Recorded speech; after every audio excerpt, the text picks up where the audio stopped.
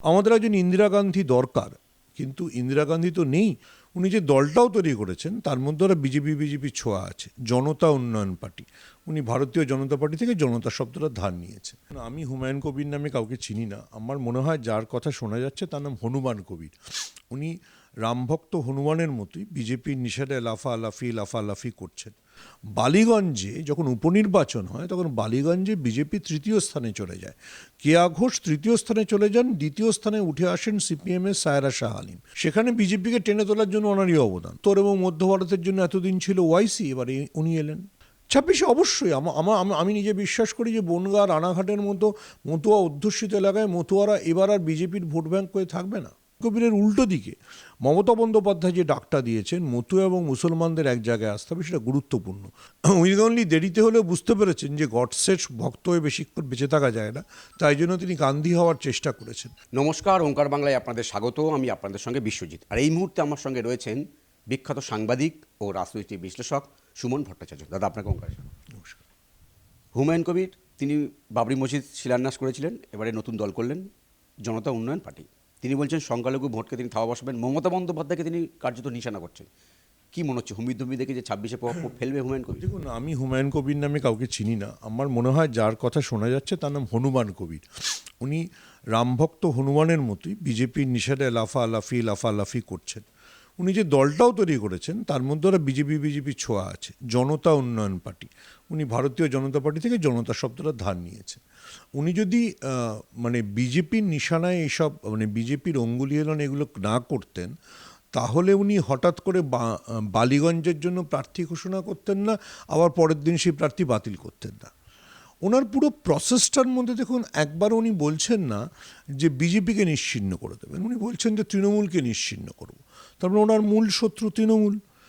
তো মুর্শিদাবাদ এবং মালদায় বা সংখ্যালঘু অধ্যুষিত জেলাগুলোতে যদি তৃণমূলের সমস্যা হয় তাহলে কার লাভ হবে? বিজেপির।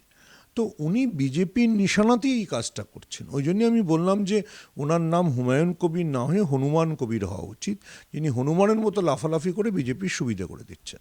করতেই পারেন, কিন্তু তাহলে ওনার যেন এটা না বলেন উনি সংখ্যালঘুদের জন্য স্বার্থে কোনো কাজ করছেন।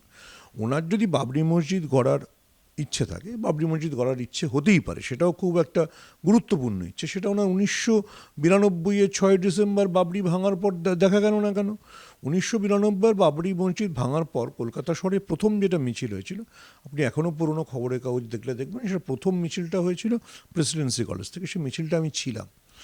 ফলে আমি 1992-এর 6 ডিসেম্বর ওনাকে রাস্তায় দেখিনি, মমতা বন্দ্যোপাধ্যায় ছিলেন। সেদিকে কংগ্রেসের নেতৃত্বে একটা মিছিল হয়েছিল, প্রিয়রঞ্জন দাস, পঞ্চী, সুব্রত মুখার্জি, মমতা বন্দ্যোপাধ্যায় ছিলেন। সব খবরের কাগজে আর্কাইভে আছে।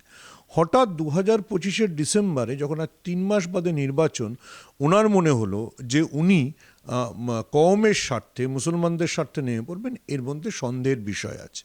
ঠিক যেমন ওয়াইসি যে কাজটা করেন, অর্থাৎ ওয়াইসি ভোট কাটুয়া হিসেবে তথাকথিত ধর্মনিরপেক্ষ দলগুলির ভোট কেটে বিজেপির সুবিধে করে দেন, আমার মনে হয় একই কাজে একইভাবে ব্রতী হয়েছেন হুমায়ুন কবির। সেটা হুমায়ুন কবিরের বিষয়।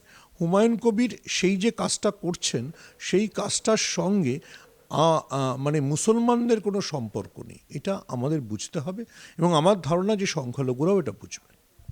হুমায়ুন কবির যখন বাবরি মসজিদ করেছিলেন তখন মানুষের ভিড় আমাদের চোখে পড়েছিল, কিন্তু তিনি যখন সংখ্যালঘুরা মনে করছিলেন হয়তো মুসলিমদের জন্য হয়তো তিনি পার্টি করবেন, কিন্তু দেখা গেল তিনি ধর্মনিরপেক্ষ পার্টি করলেন, যেখানে হিন্দুদেরও পার্টি। ধর্মনিরপেক্ষ পার্টি উনি করেননি, উনি মুসলমান ভোট কাটার জন্যই এটা করেছেন। বালিগঞ্জে উনি প্রার্থী ঘোষণা করেছেন ভেবে চিনতে।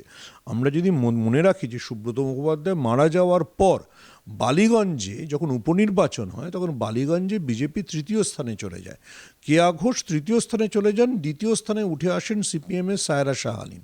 উনি সেটা মাথায় রেখে যেন ওই সিটে যেটা ধর্মনিরপেক্ষ ভোট বা সংখ্যালঘু ভোট, সেটা যেন ভাগ বসানো যায় বিজেপিকে সুবিধা করে যাওয়ার জন্য। উনি তো কই রাসবিহারীতে বলেননি প্রার্থী দাঁড় করাচ্ছেন, বলেননি চৌরঙ্গিতে দাঁড় করাচ্ছেন। যেখানে বিজেপি তৃতীয় স্থানে আছে সেখানে বিজেপিকে টেনে তোলার জন্য ওনারই অবদান। উনি কোনো ধর্মনিরপেক্ষ দল করেননি, ধর্মনিরপেক্ষতার ধার কাছ দিয়ে উনি যাচ্ছেন না। উনি আবারও, আমি বলছি, একটা হিন্দিতে শব্দ আছে ভোট কাটুয়া, উনি সেইটার জন্য নেমেছেন। অনেকে কিন্তু এটাও বলছেন যে হুমায়ুন কবির কিন্তু তার যে নিশানা মমতা বন্দ্যোপাধ্যায়কে সরাসরি, কোথাও কিন্তু অভিষেক বন্দ্যোপাধ্যায়কে তিনি নিশানা করছে না, তাহলে অন্য কোনো সমীকরণ? না, সেটা আমি বলতে পারবো না। তৃণমূলে তো মুখ্য চরিত্র মমতা বন্দ্যোপাধ্যায়, তিনি প্রধান, তিনি সব কিছু। ফলে তাকে নিশানা করে তিনি সংখ্যালঘু ভোটে ভাগ বসাতে চাইছেন। আমি আবারও তো বললাম, বিজেপি সব রাজ্যে এরকম ভোট কাটুয়া তৈরি করে। মানে উত্তর এবং মধ্য ভারতের জন্য এতদিন ছিল ওয়াইসি, এবারে উনি এলেন। আচ্ছা, কোথাও কি উনি যদি ধর্মীয় ভাবাবেগে বা সংখ্যালঘু যে ইস্যু যদি উনি নিয়ে যদি পার্টি করতেন, বরঞ্চ ভালো হতো না দিয়ে? না, উনি আসলে মানে আমি বললাম তো, উনি আসলে একজন কনফিউজড ক্যারেক্টার, যাকে বিজেপি যা বলছে, বিজেপি যদি যা বলছে সেইটা অনুযায়ী উনি নাচছেন। ফলে উনি বিজেপির স্বার্থের বাইরে কিছু করছেন না। ফলে বিজেপি ওনাকে বলেছে যে বালিগঞ্জের জন্য প্রার্থী দাও, বালিগঞ্জের জন্য প্রার্থী দিয়েছেন। বিজেপি বেছে বেছে যেগুলো ঠিক করছে, যে যেসব সিটে সংখ্যালঘু ভোট ইম্পর্টেন্ট, সেখানে কোনোভাবে এই তথাকথিত জনতা উন্নয়ন পার্টিকে ব্যবহার করার জায়গায় উনি সেটাই করছেন। একটু মতুয়া প্রসঙ্গে আসি। এসআইআর এর পরে কিন্তু মতুয়াদের নাম দেখা যাচ্ছে অনেকটা বাদ পড়ে যাচ্ছে, মতুয়ারা কিন্তু বিক্ষুব্ধ, কি মনে হয়? দেখুন, শান্তনু ঠাকুর তো হাটে হাড়ি ভেঙেই দিয়েছেন। শান্তনু ঠাকুর বলেই দিয়েছেন যে মতুয়াদের নাম ভোটাধিকারে, মানে ভোটার তালিকায় থাকবেন না। উনি বলেছেন রোহিঙ্গা মুসলমানদের নাম বাদ যাচ্ছে, সেই জন্য মতুয়াদের নিজেদের আত্মত্যাগ করতে হবে। এই কথাটাই মিথ্যে। এতদিনে ঝুলি থেকে বেড়ালটা বেরিয়ে পড়ল যে মতুয়ারা এই এসআইআরে সবচেয়ে ক্ষতিগ্রস্ত হচ্ছেন। এরপরে মতুয়ারা কি সিদ্ধান্ত নেবেন সেটা মতুয়াদের বিষয়। এবার মিথ্যাচারটা দেখুন। মিথ্যাচারটা হচ্ছে, প্রথমত এখনও অবধি যে 58 লক্ষ লোকের নাম বাদ গেছে, সেখানে কোনো রোহিঙ্গা মুসলমানদের নাম বাদ গেছে এরকম দেখা যায়নি। 1 লক্ষ ভুয়া ভোটারের নাম বাদ গেছে, 24 লক্ষ মৃত ভোটারের নাম বাদ গেছে, 19 লক্ষ এমন ভোটারের নাম বাদ গেছে যারা অন্য ঠিকানা চেঞ্জ করেছেন। তো কোথা থেকে শান্তনু ঠাকুর দেখতে পেলেন যে মতুয়া এবং মুসলিমদের ভোট বাদ যাচ্ছে, মুসলিমদের নাম বাদ যাচ্ছে, সেই জন্য মতুয়াদেরও আত্মত্যাগ করতে হয়েছে? আমি বহুবার বলেছি, আবারও বলেছি, বাঙালি হিন্দুদের জন্য সবচেয়ে ক্ষতিকর ব্যক্তিটির নাম শান্তনু ঠাকুর এবং শুভেন্দু অধিকারী। এরা বাঙালি হিন্দু মতুয়াদের এই সর্বনাশটা করলো। এসআইআরের নামে তাদের নাম ভোটাধিকার থেকে বাদ গেল। আচ্ছা, শান্তনু ঠাকুর এখন বলছেন সিএ এর মাধ্যমে এদেরকে নাগরিকত্ব দেওয়া হবে। সিএ এর মাধ্যমে গত 6 বছরে কতজন নাগরিক হয়েছেন? কেন তারা নাগরিক হতে পারে? আচ্ছা, দ্বিতীয় কথা, ধরে নিলাম নাগরিকত্ব দিয়ে দেওয়া হলো। যে নাগরিক হবেন, ধরুন আপনি নাগরিক হলেন পশ্চিমবঙ্গে সিএ দুবাতে, আপনি আসামে গেলে কি হবে? হেমন্ত বিশ্ব শর্মা আপনাকে মেনে নেবে? হেমন্ত বিশ্ব শর্মা তো সিএ বাতিল করার জন্য বলেছে। আসামে সিএ মানা হবে না। আপনি যদি মেঘালয়ে গিয়ে একটা চাকরি করতে চান, ফ্ল্যাট কিনতে চান, পারবেন না। কর্নাড সাংমা বলেছে এনডিএর শরিক যারা, যে সিএ মানবো না। তাহলে সিএতে গেলে তো মতুয়াদের বিপদ। মতুয়াদের দুপাশ থেকেই গেল, এপাশে এসআইআরও তাদের নাম বাদ গেল, সিএ তো তাদের কিছু হবে না, সিএ তাদের বিপদে ফেলা হবে। 26 প্রভাব পড়বে? 26-এ অবশ্যই। আমি নিজে বিশ্বাস করি যে বনগাঁ রানাঘাটের মতো মতুয়া অধ্যুষিত এলাকায় মতুয়ারা এবার আর বিজেপির ভোট ব্যাঙ্ক হয়ে থাকবে না। হুমায়ুন কবির বলছিলেন যে মালদা মুর্শিদাবাদে তৃণমূলকে শূন্য করে দেবে, সম্ভব? দেখুন, হুমায়ুন কবিরের একটা নির্দিষ্ট উদ্দেশ্য আছে, মুর্শিদাবাদের 22টা সিট এবং মালদার 12টা সিট, 34টা সিটে তৃণমূলকে ধাক্কা দেওয়া। আমাদের মনে রাখতে হবে 2021-এর নির্বাচনে ওই প্রথম মুর্শিদাবাদের 22টা সিটের মধ্যে 20টাতে তৃণমূল জিতেছিল। মালদাতেও তৃণমূল ভালো ফলাফল করেছিল, সেটাতে ধাক্কা দেওয়ার জন্যই নেমেছে। আমি বরঞ্চ বলবো হুমায়ুন কবিরের উল্টো দিকে মমতা বন্দ্যোপাধ্যায় যে ডাকটা দিয়েছেন মতুয়া এবং মুসলমানদের এক জায়গায় আসতে হবে, সেটা গুরুত্বপূর্ণ।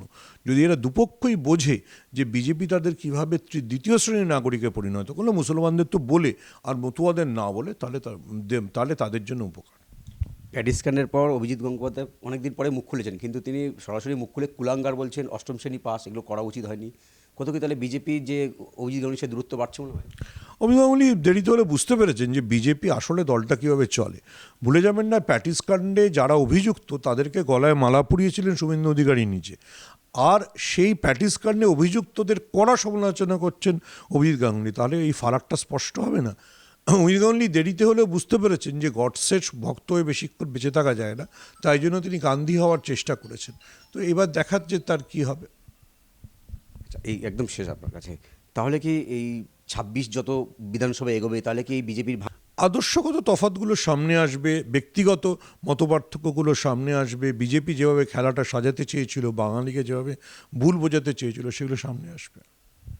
সম্প্রতি মোহন ভাগবত ছিলেন, তিনি বললেন যে হিন্দুত্বের শান দিতে হবে। দেখুন, মোহন ভাগবত যা খুশি তাই বলতে পারেন। মোহন ভাগবত যা বলছেন সেটা তো ভারতবর্ষের সংখ্যাগরিষ্ঠ মানুষ মেনে নেবেন না। আমাদের একটা জিনিস মাথায় রাখতে হবে, এখনও অবধি ভারতবর্ষ হিন্দু রাষ্ট্র নয়, এবং ভারতবর্ষে বিজেপি গত নির্বাচনে এত ঢক্কানিনাদের পরও সংখ্যাগরিষ্ঠতা পায়নি। ফলে মোহন ভাগবত যেভাবে ইচ্ছে ভারতবর্ষকে চালনা করবেন, এটা হতে পারে না। বাংলাদেশ নিয়ে কি বলবেন? বাংলাদেশে যা হচ্ছে অত্যন্ত অত্যন্ত উদ্বেগজনক, অত্যন্ত খারাপ হচ্ছে। বাংলাদেশে সংখ্যালঘু নিপীড়ন হচ্ছে, বাংলাদেশে মুক্তমনাদের উপর আক্রমণ করা হচ্ছে, বাংলাদেশে রবীন্দ্রনাথকে পুড়িয়ে দেওয়া হচ্ছে, রবীন্দ্রসঙ্গীতকে পুড়িয়ে দেওয়া হচ্ছে। এই সব কিছুকে যেভাবে মোকাবিলা করা উচিত এখন অবধি ভারত সরকার সেভাবে করতে পারছেন না। আমাদের একজন ইন্দিরা গান্ধী দরকার, কিন্তু ইন্দিরা গান্ধী তো নেই। আজকের ভারত সরকার, নরেন্দ্র মোদী, অমিত শাহ, জয়শঙ্করদের ভারত সরকার কখন সেই জায়গাটায় আসবে সেটা দেখার। বাংলাদেশে কি কোথাও কি মানে মোহাম্মদ ইউনিস কি নিজেকে বাঁচাতে গিয়ে এইসব? ইউনূস মৌলবাদীদের সঙ্গে রয়েছেন, ফলে মৌলবাদীরা যাকে যা বলছে সেটাই তিনি করছেন। আপনাকে অসংখ্য ধন্যবাদ সময় দেওয়ার জন্য। হুমায়ুন কবির যে লম্পজম্প করছে, তিনি 26শে বিধানসভা নির্বাচনে সমীকরণ বদলে দেওয়ার যে হুঙ্কার দিচ্ছেন, সরাসরি মমতা বন্দ্যোপাধ্যায়কে ক্ষমতাচ্যুত করার যে হুঙ্কার দিচ্ছেন, হুমায়ুন কবিরের পিছনে কার্যত বিজেপি রয়েছে, তাই তার এত লম্পজম্প স্পষ্ট করলেন সুমন ভট্টাচার্য। ক্যামেরায় রবি দত্তের সঙ্গে বিশ্বজিৎ হালদার, ওঙ্কার বাংলা।